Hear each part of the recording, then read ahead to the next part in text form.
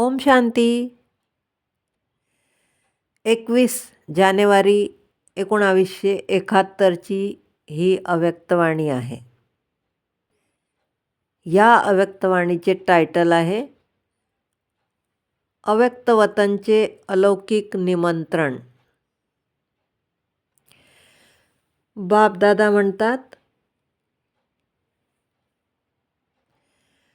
मुलांच्या चित्रांमध्ये नंबरवार शक्तींची यादगार दाखवलेली आहे.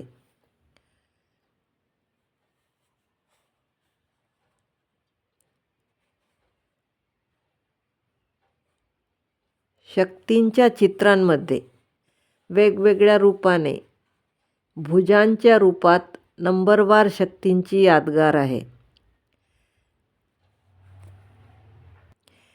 कोणी अष्टशक्तींना धारण करणारी आहे, तर कोणी त्यापेक्षा अधिक, तर कोणाचे कमी. कुठे 4 भुजा आहे, कुठे 8 भुजा आहे, कुठे कुठे 16ही दाखवतात नंबरवार. मास्टर सर्वशक्तिमान आहेत ना. मास्टर सर्वशक्तिमान म्हणजे सर्व शक्तींना धारण करणारे.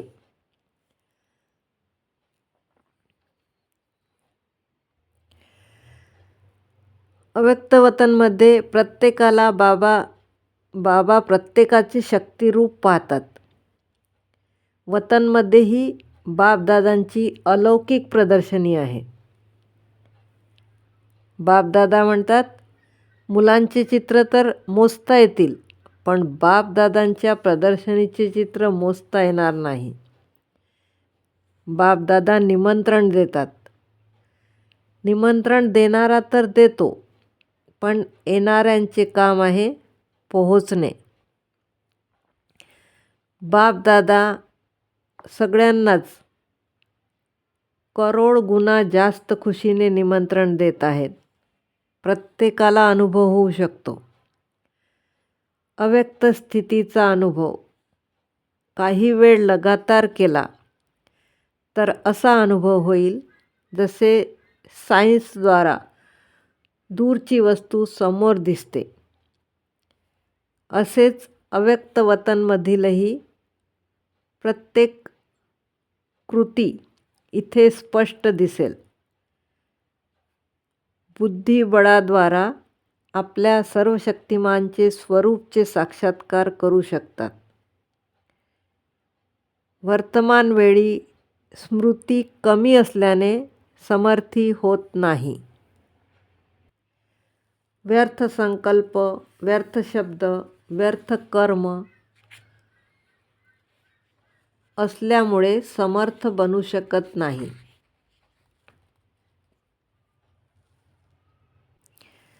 व्यर्थ संपवले तर समर्थ होता येईल.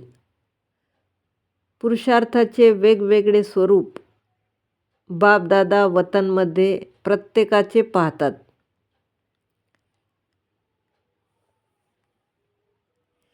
बापदादा म्हणतात, मुलांनी पण एखाद्या दिवशी खास अटेन्शन देऊन पाहायचे आहे की पूर्ण दिवसात माझे किती आणि कसे रूप झाले.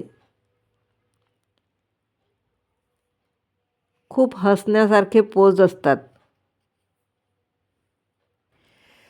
स्वतःलाच विचारायचे आहे, जे ब्राह्मणपणचे कर्तव्य करायचे आहे ते सगळे केले का? सर्व कर्तव्य संपन्न झाल्यावरच संपूर्ण बनता येईल. एकीकडे वातावरणाचे टेन्शन असते आणि दुसरीकडे पुरुषार्थाचे टेन्शन असते. म्हणून एकच शब्द लक्षात ठेवायचा, अटेन्शन. आजकाल सर्व आत्म्यांना सुख आणि शांतीचा अनुभव करण्याची इच्छा आहे. त्यांना ऐकायचे नाही आहे, अनुभव पाहिजे. जसे धनाचे भिकारी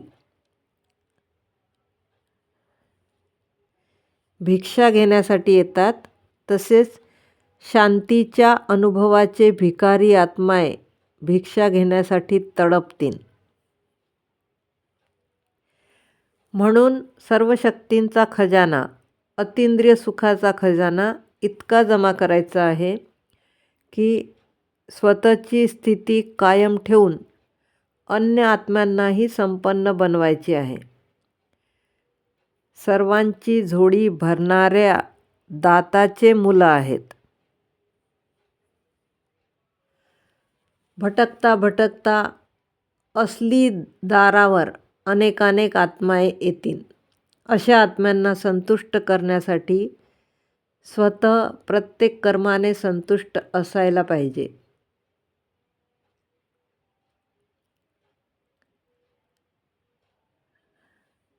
आपल्या ब्राह्मणपणच्या कर्तव्याला संपन्न करण्यासाठी स्वतःला संपूर्ण बनवत राहायला पाहिजे.